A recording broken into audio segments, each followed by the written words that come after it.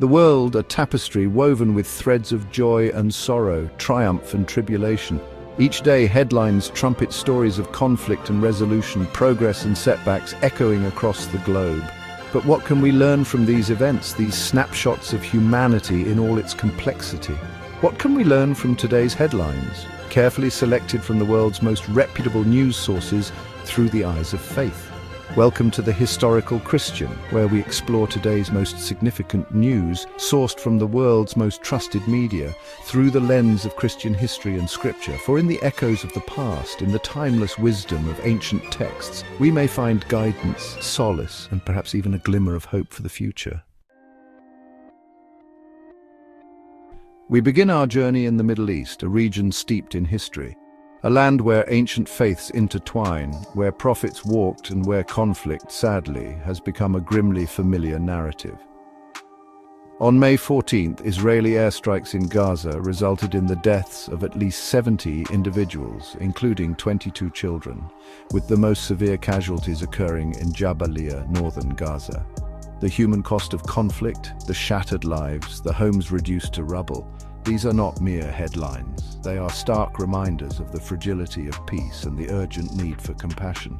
The scriptures tell us to weep with those who weep, and indeed our hearts must be heavy with grief as we witness the suffering in Gaza. Yet, amidst the despair, we must also seek understanding. How can our faith inform our response to such events? How can we be instruments of peace in a world so often riven by division? It's easy to feel overwhelmed, to feel powerless in the face of such immense suffering, but we must remember that even the smallest act of kindness, the smallest prayer for peace, can ripple outwards, creating waves of compassion that can touch even the most distant shores. We must engage with the complexities of the situation, seeking to understand the historical and political nuances that have contributed to this ongoing conflict. For it is only through understanding that we can begin to build bridges of reconciliation and work towards a future where such scenes of devastation are consigned to the history books. The words of the prophets ring true even today. He has shown you, O mortal, what is good. And what does the Lord require of you? To act justly, and to love mercy, and to walk humbly with your God. Micah 6 verse 8. Let us strive to embody these principles in our thoughts, words, and deeds, not only in response to the crisis in Gaza, but in all aspects of our lives. The complexities of the situation are further compounded by the fact that Hamas often hides in places populated by innocent civilians, making the conflict even more tragic.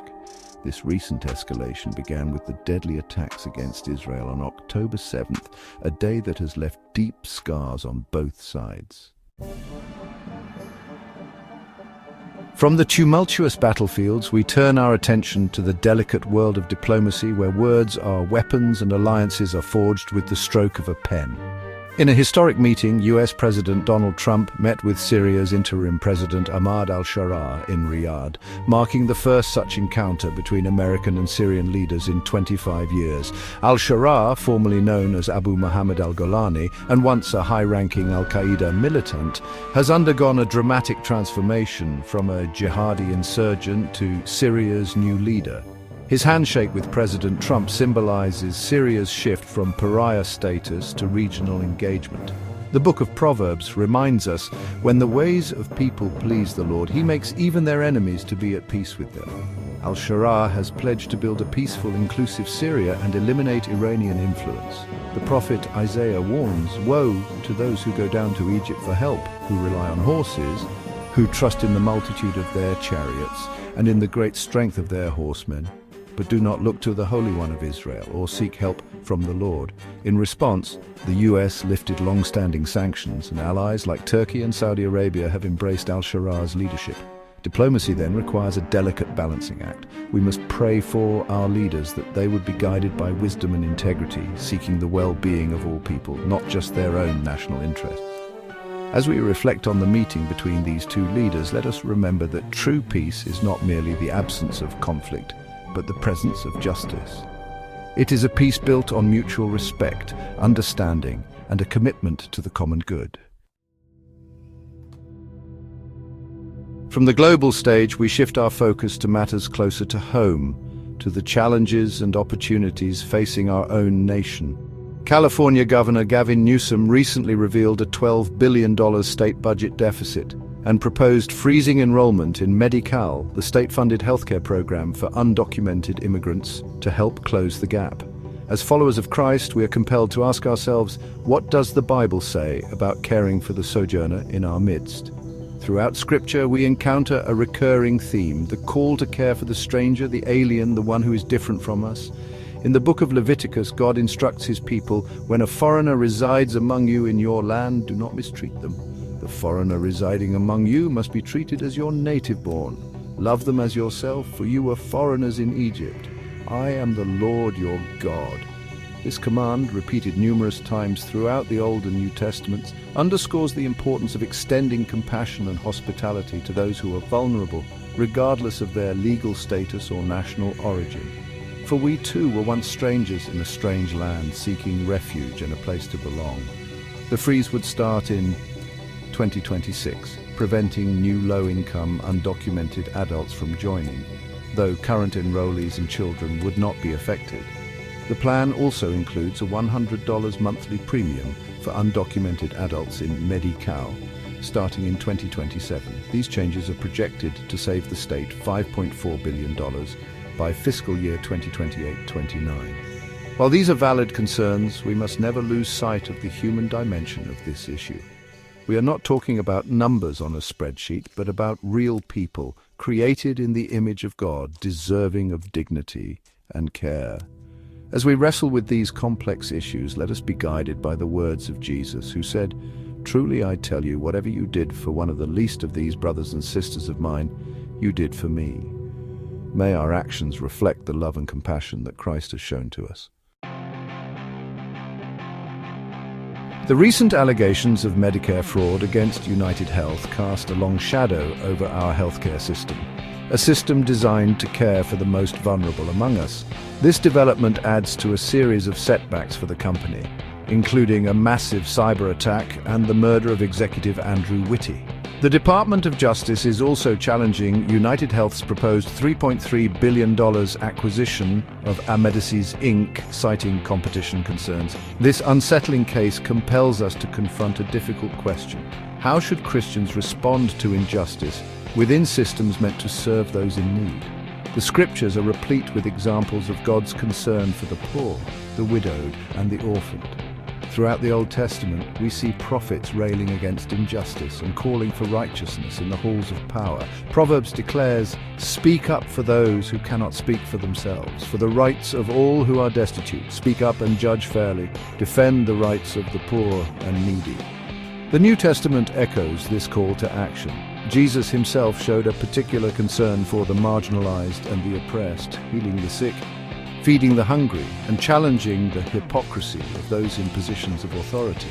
He reminded us that true faith is not merely a matter of words, but of deeds, of actively seeking justice and mercy for all.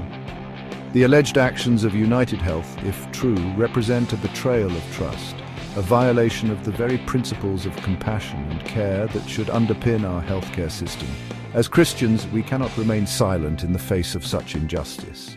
We must raise our voices, demanding accountability and transparency and advocating for reforms that will prevent such abuses from happening again. Let us remember the words of Micah. "He has shown you, O mortal, what is good, and what does the Lord require of you? To act justly and to love mercy, and to walk humbly with your God." May we have the courage to act justly, to love mercy, and to walk humbly, seeking to right wrongs and to build a more just and compassionate society. Finally, we turn our gaze from the complexities of human affairs to the awe-inspiring vastness of the cosmos. NASA's Perseverance rover has captured breathtaking images of an aurora shimmering on Mars, a celestial ballet of light dancing across the Martian sky. This remarkable discovery invites us to ponder whether creation's wonder, even on distant planets, reveals something deeper about our Creator. Throughout history, humans have gazed up at the stars, filled with wonder and a sense of awe. Psalm 19 captures this sentiment beautifully. The heavens declare the glory of God, the skies proclaim the work of his hands. The sheer scale and majesty of the universe, from the smallest atom to the largest galaxy, point to a creator of unimaginable power and creativity. The discovery of an aurora on Mars, a phenomenon once thought to be unique to Earth, expands our understanding of the universe and hints at the interconnectedness of all creation. It reminds us that we are part of something much larger than ourselves, a grand cosmic tapestry woven together by the hand of God. As we marvel at these images from a distant world, let us be filled with a sense of gratitude for the gift of creation and for the God who spoke it into being.